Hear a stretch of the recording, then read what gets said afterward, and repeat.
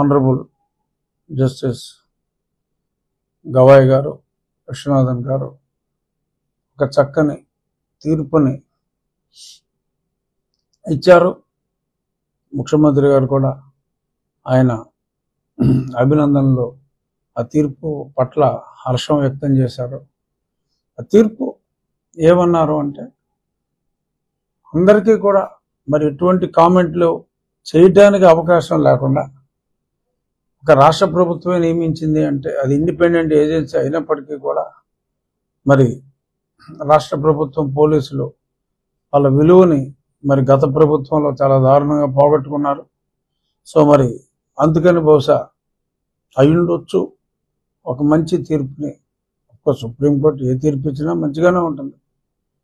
అయినా అందరికీ ఆమోదకరంగా ఉండే విధంగా ఇద్దరు సిబిఐ నుంచి, ఇద్దరు రాష్ట్ర ప్రభుత్వం నుంచి, అలాగే ఒకరు ఫుడ్ సేఫ్టీ అథారిటీ నుంచి, అంటే అది కేంద్ర ప్రభుత్వ సంస్థ, ఆ ఫుడ్ సేఫ్టీ అథారిటీ నుంచి ఒకరిని, ఈ 5గురితో కలిసి ఒక సిట్ ఏర్పాటు చేసి దాని మానిటరింగ్ మళ్ళీ సిబిఐకే అప్పచెప్పడం జరిగింది.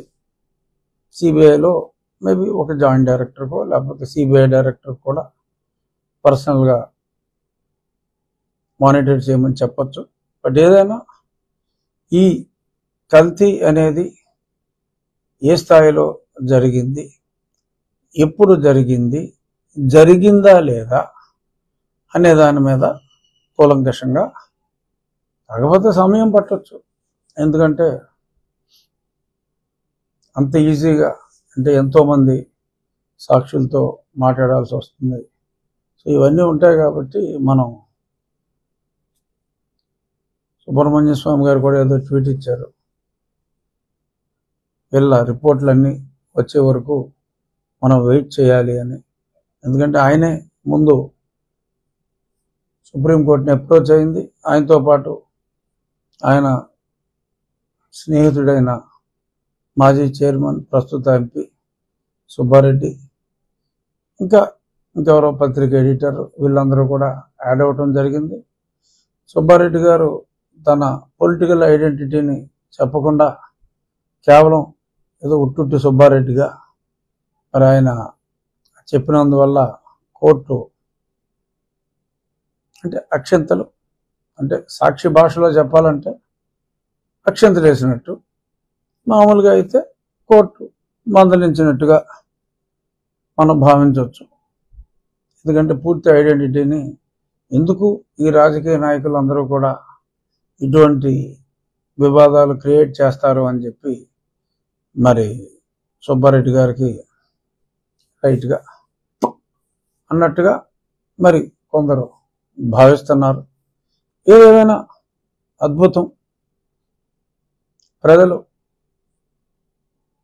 తెలియజేసేది ఏంటంటే, ఇప్పుడు అద్భుతమైన ఎక్కడ ఎటువంటి కల్తీకి అవకాశం లేని వ్యవస్థ, అంటే గతంలో జరిగింది అని నేను స్పెసిఫిక్గా ఒకసారి కోర్టు తేల్చమన్న తర్వాత ఎవ్వరూ కూడా ఇంకా ఆ లడ్డూ గురించి, ఆ కల్తీ గురించి గతంలో దాని గురించి మాట్లాడటానికి లేదు.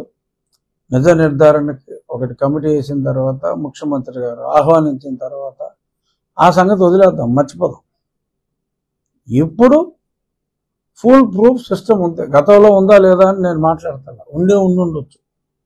ఇప్పుడు ఒక ఫుల్ ప్రూఫ్ సిస్టమ్ ఉంది కాబట్టి ఎవరు కూడా అది ఒక గతః జరిగిందా లేదా తర్వాత చెప్తారు, సిట్ చెప్తుంది, ఎవరి నమ్మకం వాళ్ళు.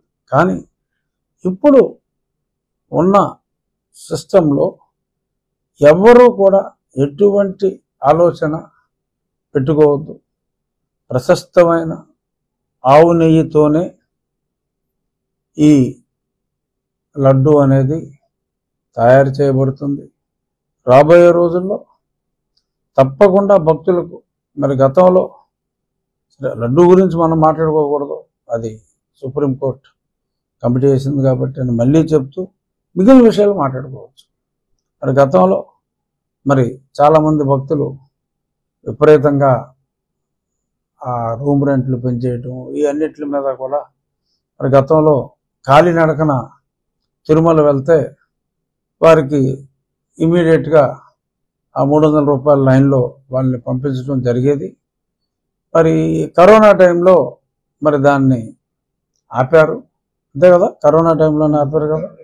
మరి ఇప్పుడు కరోనా పూర్తిగా పోయింది, కరోనాని లెక్క చేసే పరిస్థితి లేదు, వచ్చినా కూడా అన్ని మందులు ఉన్నాయి, అదేదో మామూలు వేరే రొంప జలుబులాగా వచ్చి పోయే పరిస్థితికి కరోనా వచ్చింది. సో కాబట్టి మళ్ళీ తిరిగి మరి కాలినడకన అప్పుడు ఏదో మధ్యలో మళ్ళీ రీస్టార్ట్ చేయాలంటే చిరతపూలు అన్నారు, ఏదో రకరకాలు. సో ఇలా కొంత కాలినడకన వెళ్ళే భక్తులకి కొంత డిస్కరేజ్ చేశారా అనే అనుమానం అయితే వచ్చింది. చేశారా లేదో, ఎందుకంటే మనం ఫీల్ అయిందే మనం మాట్లాడాలి. సో కాబట్టి డెఫినెట్గా కొంత డిస్కరేజ్ అయిన మాట వాస్తవం.